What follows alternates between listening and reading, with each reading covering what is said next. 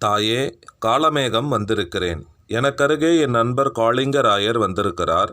யாரும் மற்ற இந்த ஏகாந்த வேளையில் ஒற்றுமையாய் நாங்கள் இருவரும் உன்னை நமஸ்கரிக்கிறோம்.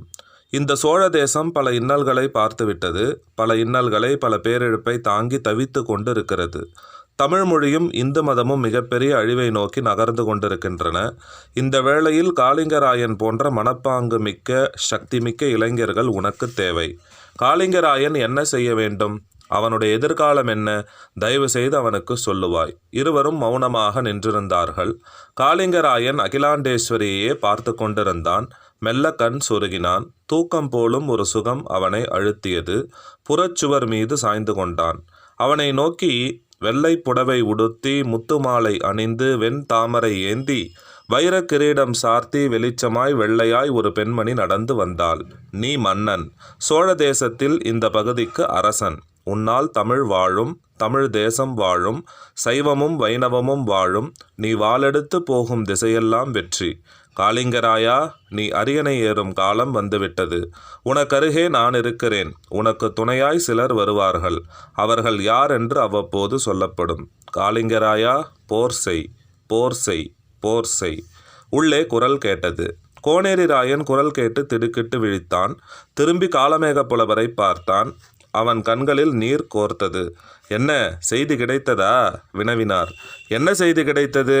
அப்படித்தான் அன்னை பேசுவாள். சிறு ஒரு மயக்கம் தருவாள். உள்ளுக்குள் புகுந்து கொள்வாள். உரத்த குரலில் தெளிவாய் நிதானமாய் அகிலாண்டேஸ்வரி பலரிடம் பேசி இருக்கிறாள். விஷயம் என்னவென்று தெரிந்துவிட்டதல்லவா? வாரும், மெல்ல மெல்ல நாம் என்ன செய்ய வேண்டும் என்பதை தீர்மானிப்போம்.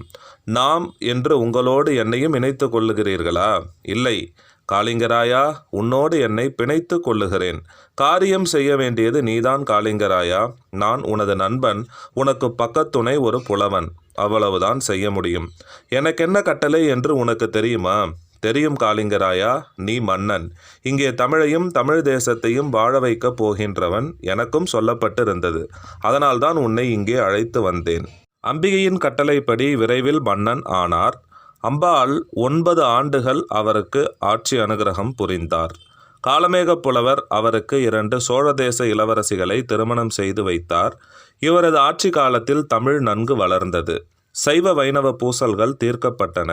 இருப்பினும் கந்தாடை ராமானுஜத்தின் சூழ்ச்சியால் நரசநாயக்கன் எனும் தெலுங்கு தேச மன்னனுடைய படையானது ஸ்ரீரங்கத்திற்கு வந்தது. ஸ்ரீரங்கம் கோயிலுக்குள் 17 யானைகள் இரத்த வெறியோடு அலைந்தன. கோவில் வெறிச்சோடி போயிற்று.